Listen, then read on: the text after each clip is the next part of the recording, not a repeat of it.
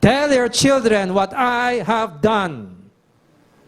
It's a command. It's not an option. It's commanded. Tell them what I have done. Chapter 32, verse 7.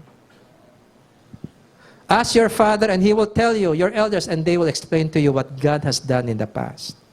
Mahalaga ang magtanong ka para malaman mo ang ginawa ng Lord. Joshua 4:6, that's where we are. Psalm 44:1. There are so many of these scriptures where God commands, when your son asks, tell the story. Tell your sons the story. Tell your sons the story. Ask your fathers the story. The story is important.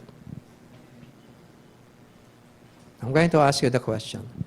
Why is God so insistent in commanding parents to tell their children what God has done in their generation?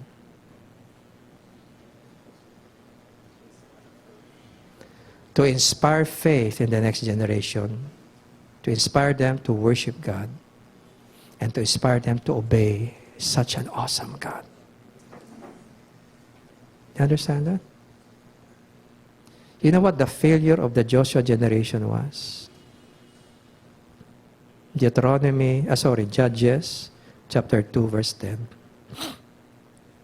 The tragedy of the Joshua generation was that they failed to obey this command. They failed. And because they failed to tell the story to their children, the next generation did not know the Lord or what He has done for Israel. And because they did not know the Lord, and because they did not know what He has done for us, so therefore, there's no sense of awe or worship at all. There's no love for God at all. What happened? Look at the next verse.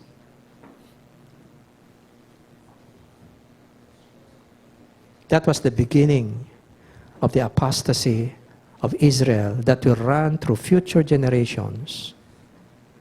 Unended cycle of apostasy until God had to destroy even Jerusalem and the temple itself in 586 BC through the Babylonian invasion and destruction of Israel. It took only one generation to change the future of an entire nation. The compromises of one generation corrupts the next ones. That's why God said, tell your children the story, that they will honor me, they will worship me, they will be faithful to me because I am a great God and I have done them so much grace and they will love me for that. If you don't tell them, you already have doomed your future generations to turn against me.